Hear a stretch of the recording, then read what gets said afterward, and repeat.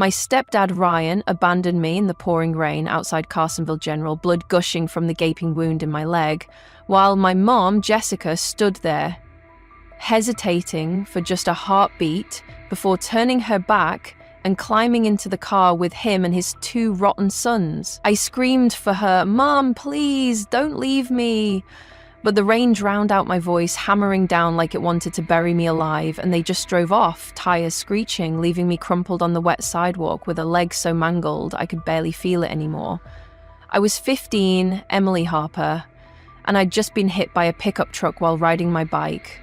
An accident that turned my world upside down in more ways than one. They were supposed to take care of me, but instead they left me there, bleeding and broken, like I was nothing more than trash they couldn't be bothered to deal with. It happened so fast I could barely process it. I'd been pedaling through Carsonville's back streets, the grocery bags swinging from my handlebars, stuffed with snacks for a family camping trip we'd planned to Pinewood. I was actually excited for one, stupidly thinking maybe this would be the time I'd finally feel like I belonged with them. Then, out of nowhere, that truck barreled around the corner, clipping my bike and sending me crashing into the asphalt. My leg twisted under me, snapping like a dry twig, and the pain hit so hard I couldn't even scream at first, just gasped, clutching at the pavement as blood pooled under me. A bystander called 911, and soon I was in an ambulance, sirens blaring, my mum rushing to meet me at the hospital. But when Ryan showed up, everything changed. He didn't even look worried, just annoyed, pacing the ER waiting room with his arms crossed, muttering about the camping trip like it was the only thing that mattered. "We've already paid for the site, Jessica," he said, loud enough for me to hear through the curtain. "Tickets, gear, everything, it's non-refundable. She's 15, she can handle a couple days on her own." I was lying there, shivering under a thin hospital blanket, my leg throbbing so bad I wanted to rip it off, and he was talking about me like I was some inconvenience ruining his weekend. Mum tried to argue at first, her voice shaky, saying, "Ryan, she's hurt, she needs me." But he cut her off, his tone sharp as a blade. "The boys deserve this trip, and I'm not letting it go to waste because she couldn't ride a damn bike." And just like that, she caved. I begged her not to go. "Mom, please," I sobbed, grabbing her hand as she stood by my stretcher, the rain pounding against the hospital windows like it was mocking me. "I'm scared. I can't do this alone." My leg was a mess, the doctors whispering about surgery, and all I wanted was her to stay, to hold my hand, to be my mum for once. But Ryan loomed behind her, his jaw tight, and I could see her crumbling under his glare. "You'll be fine, Emily," she mumbled, not even looking me in the eye.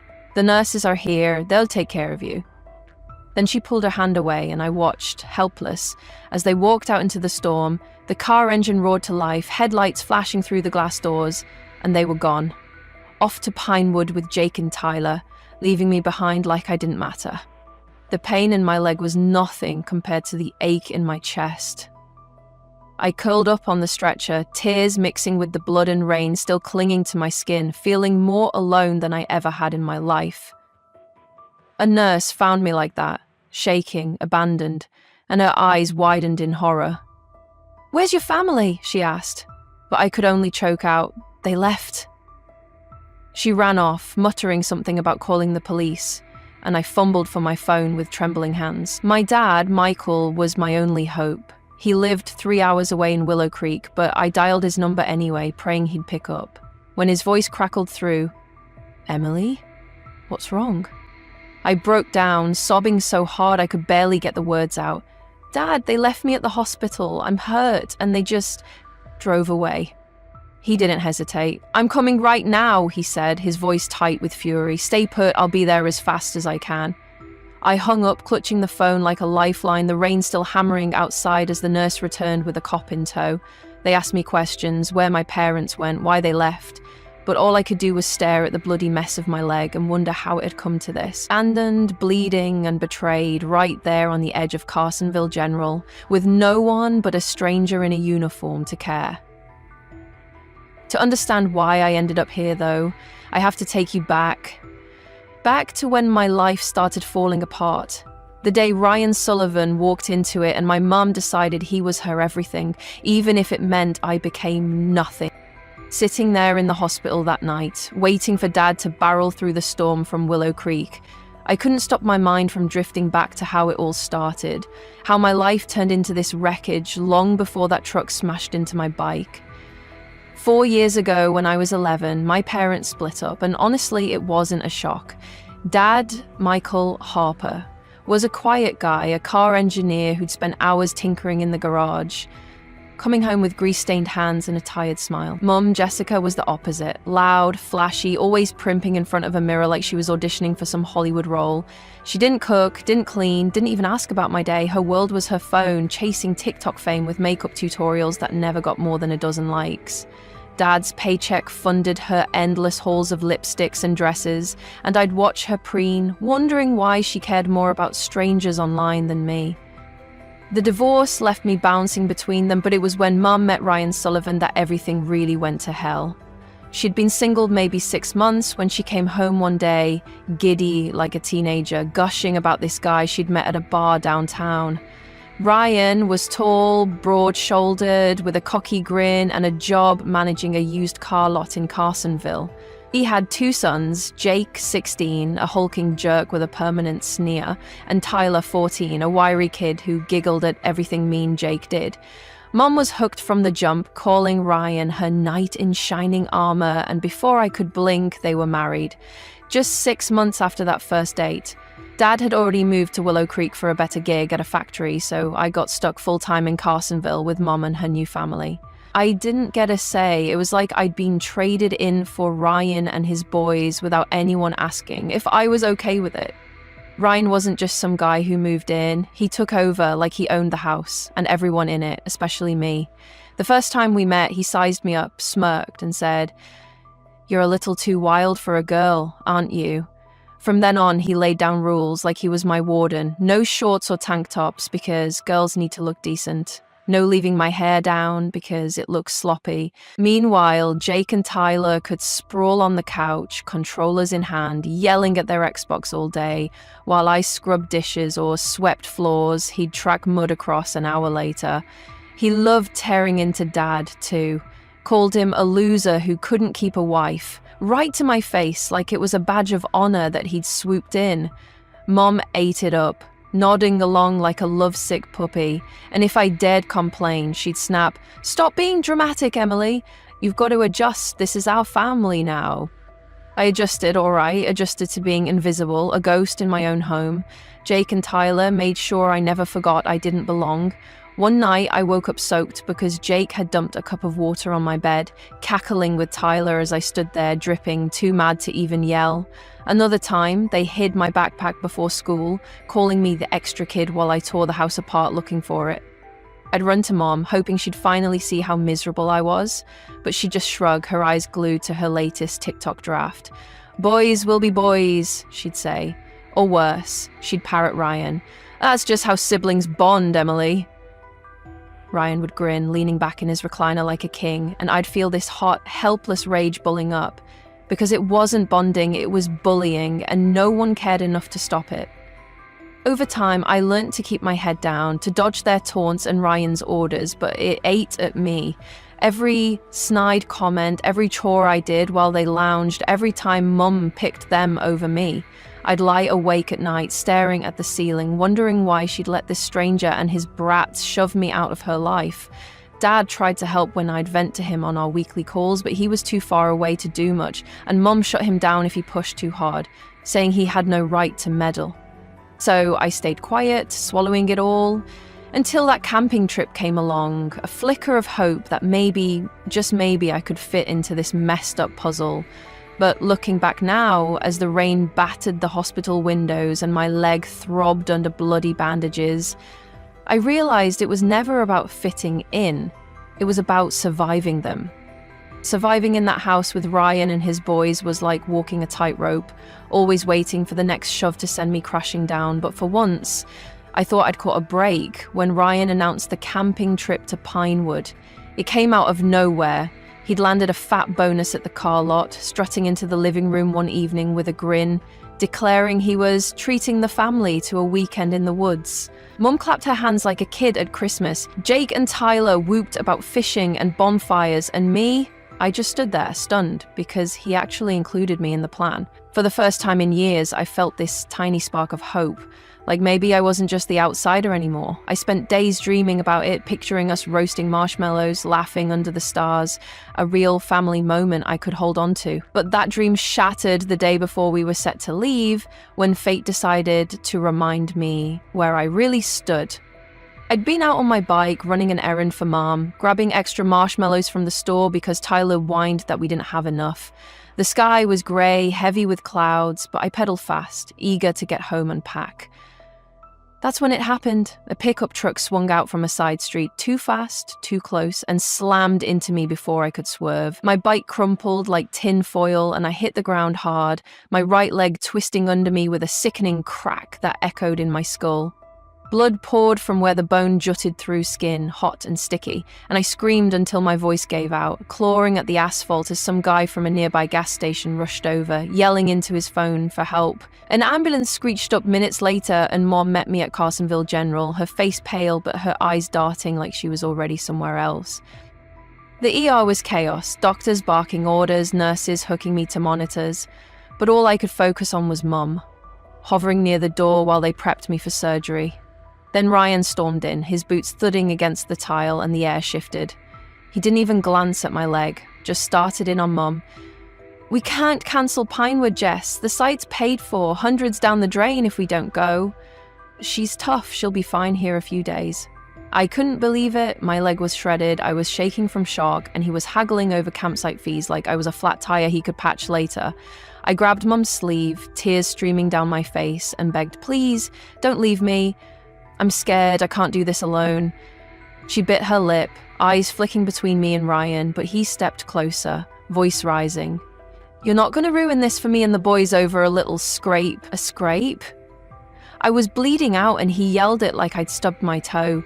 Mum whispered, "You'll be okay, sweetie," then let him drag her out, her footsteps fading as my world collapsed.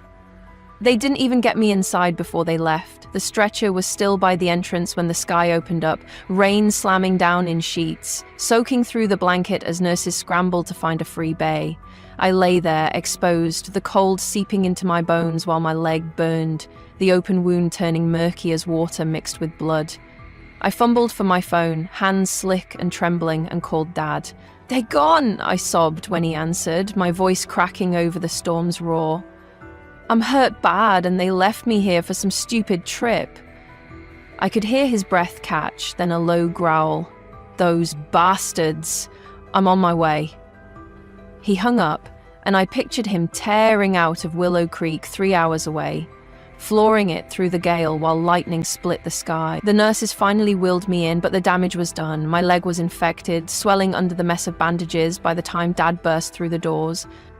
Eve found me, curled up under a flickering light, rain still dripping from my hair, and his face went white, then red with rage. "Where the hell are they?" he demanded, fists clenched, but I could only point weakly at the storm outside and croak, "Pinewood." He knelt beside me, brushing wet strands from my face, and I saw something snap in him, years of guilt and fury boiling over. "They're done," he said, voice low and lethal. "I'm calling the cops, CPS, whoever it takes. I'll drag them to court if I have to." The doctor came over then, grim-faced, saying the infection meant a longer surgery, maybe permanent damage, and Dad's eyes blazed as he swore they'd pay. Lying there, watching him fight for me when no one else would, I felt the first flicker of something new. Not just pain, but power. A promise that this betrayal wouldn't be the end of me.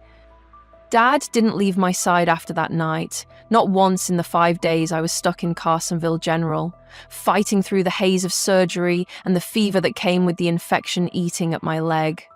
Michael was a rock, sitting there in his beat-up jacket from Willow Creek, holding my hand when the anesthesia wore off and the pain roared back, worse than before. He'd talk to me softly about old times, car rides to the lake, ice cream runs, trying to keep my mind off the tube snaking out of my arm. But then he found Mum's text on his phone, buried from days ago. "Emily's fine, just a scratch, don't worry." A scratch? My leg was a battlefield, and she'd lied to keep him in the dark about ditching me for Pinewood. His face hardened when he read it, and he muttered, She's gone too far this time. By day 3, he'd made up his mind, called the Carsonville police to file a report, and got CPS on the line, his voice steady but shaking with rage as he laid out how they'd left me to rot. I wasn't about to let it end with just a report, though. Something in me had snapped, and I wanted them to feel the weight of what they'd done, not just hear about it from Dad. On the 4th day, my phone buzzed while I was propped up in bed, leg throbbing under a fresh cast. It was Mum, calling from the campsite, her voice all fake cheer at first. "Hey, sweetie, how's my girl?" I didn't buy it. Knew she was fishing for something. Sure enough, she dropped the act fast, hissing, "CPS called us, Emily. You need to tell them it's a misunderstanding, that we didn't mean to leave you." I gripped the phone tighter as she rambled on, desperation spilling out. "If you spill everything, I'll lose it all. Ryan'll walk out and we'll be ruined." My blood boiled. She wasn't sorry, just scared for herself. I hit record, voice icy as I shot back. "You abandoned me first, Mum. I was bleeding, and you chose him." She gasped, but I hung up, saved the file, and handed it to the CPS worker who came by later, spilling years of neglect alongside it. Their favoritism, the bullying, all of it. Dad backed me up every step, sitting in on the CPS interview, his jaw tight as I recounted how Ryan's rules choked me, how Mum let Jake and Tyler torment me without a word. The worker's pen flew across her notepad, and when I played the recording, her eyes narrowed. She knew I had them dead to rights. By the time Mom and Ryan rolled back into Carsonville, tanned and smug from their trip, CPS was waiting. They got hauled in for questioning that same afternoon, and I stayed at the hospital, picturing their faces when the hammer dropped. Dad got a call from the caseworker. They were coming to the house to confront them, and he insisted on being there, driving us over in his old pickup despite my crutches and the doctor's protests. I wanted to see it too, wanted to watch them squirm after years of making me feel small. We pulled up just as the CPS van parked outside their precious split level, and Mum came running out, hair wild, mascara streaking down her face. "Emily, how could you?" she wailed, grabbing at my arm like I'd stabbed her in the back. Ryan stormed out behind her, red-faced and bellowing, "You little traitor." He slammed his fist on the hood of Dad's truck, denting it, and I flinched, but didn't back down. "Traitor?" I yelled, voice raw, swinging forward on my crutches. "I'm not your punching bag. I'm done being your sacrifice, so you two can play happy family." Mum sank to her knees, sobbing, "Please take it back, we'll fix this." But I shook my head, tears burning my eyes. Ryan lunged closer, snarling, "You'll regret this," and raised his hand like he'd hit me.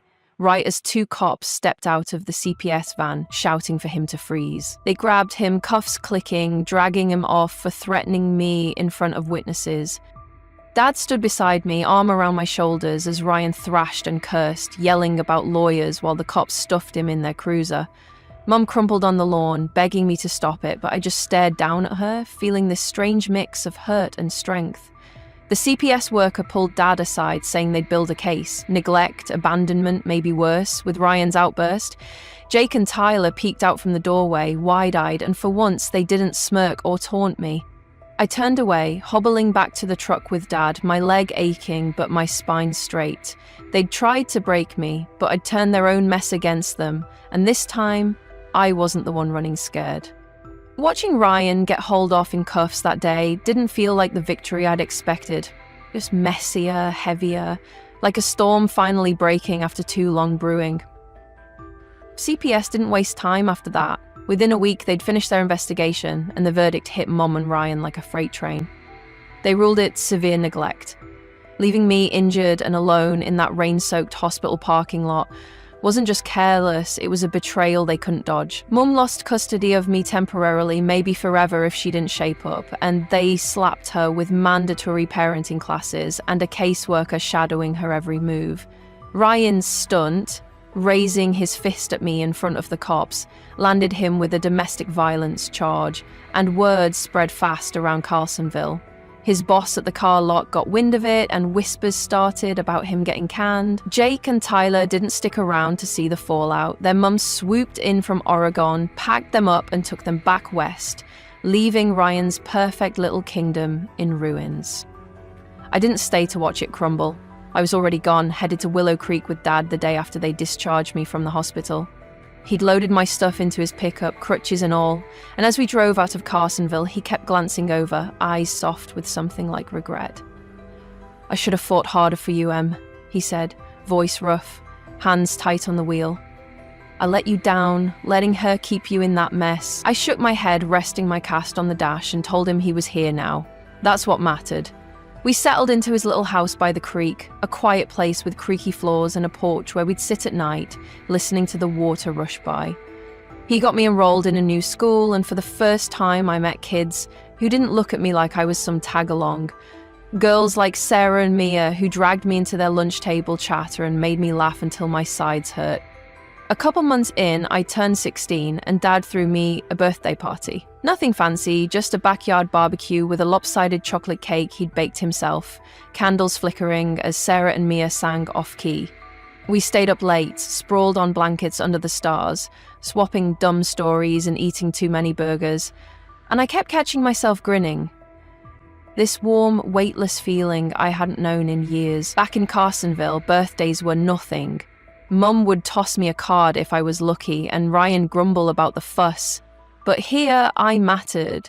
Mum started calling after a while, leaving voicemails that piled up on my phone. "I'm so sorry, Emily. I miss you. Please talk to me." Her voice sounded thinner, broken, but every time I listened, I'd see her walking away in that rain, and my thumb would hover over delete. I wasn't ready to let her back in, not yet, maybe not ever. And I told Dad I needed space, needed to keep that wall up until I could trust my own heart again.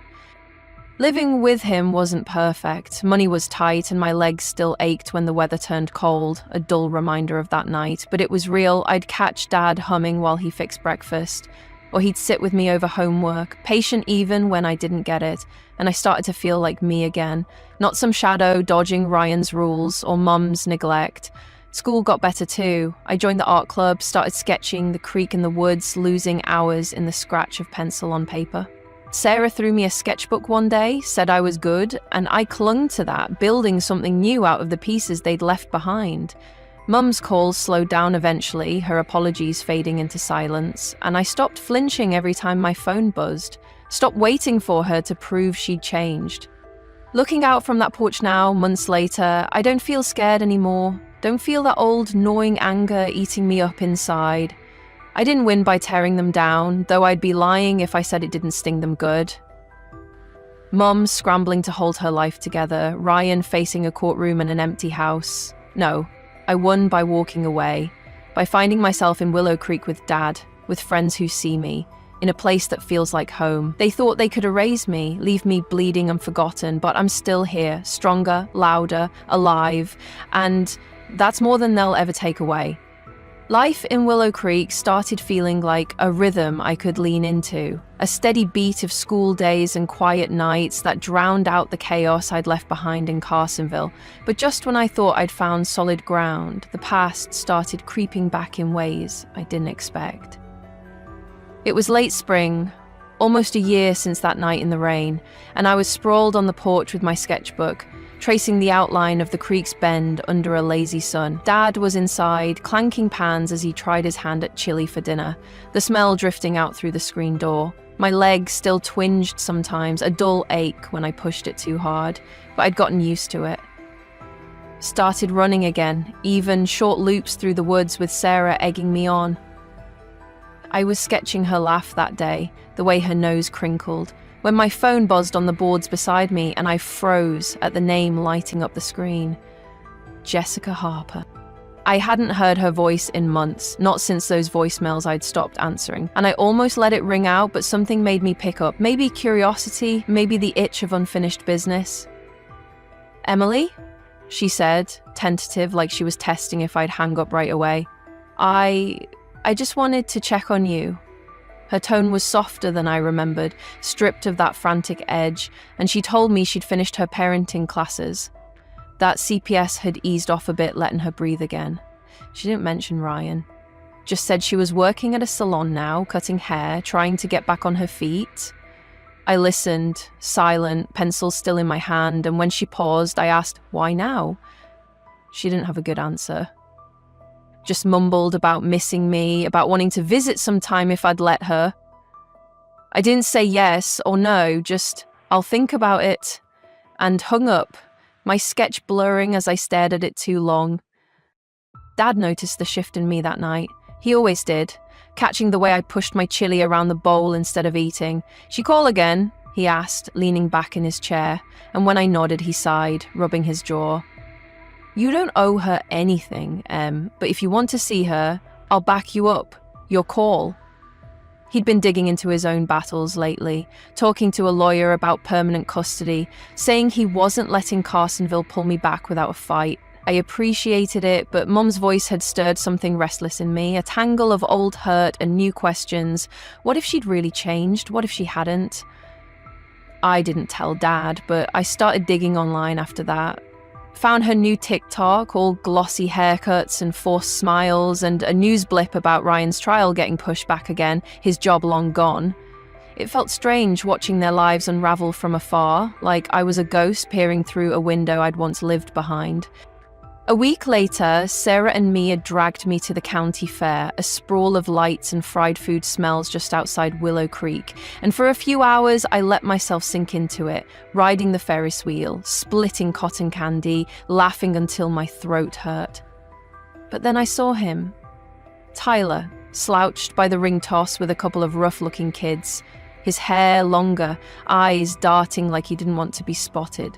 My stomach dropped. He wasn't supposed to be here, not after his mum took him to Oregon. And I ducked behind a booth, heart thudding, wondering if Ryan was lurking nearby, out on bail or something worse. Sarah grabbed my arm, asking what was wrong, but I just shook my head, said it was nothing, and we left early. I didn't tell Dad about it, didn't want him worrying. But that night I couldn't sleep, the fair's lights flashing in my head, Tyler's shadow nagging at me like a loose thread I couldn't pull free. Now, sitting here with the creek murmuring and summer creeping closer, I'm not sure what's next. Mum's call keeps echoing, a door I could open or slam shut, and Tyler showing up feels like a warning I can't decode yet. Maybe he's just passing through, maybe it's more. Dad's lawyer says we're close to locking in custody, but he's been asking if I'd ever want to move again. Maybe somewhere new, a fresh start beyond Willow Creek. I don't know, I like it here, the roots I've grown with Sarah and Mia, the sketches piling up in my room. But there's this hum under it all, a pull I can't name. I'm not afraid like I used to be, not angry either. Just waiting, I guess, for whatever's coming, ready to face it on my terms wherever it leads.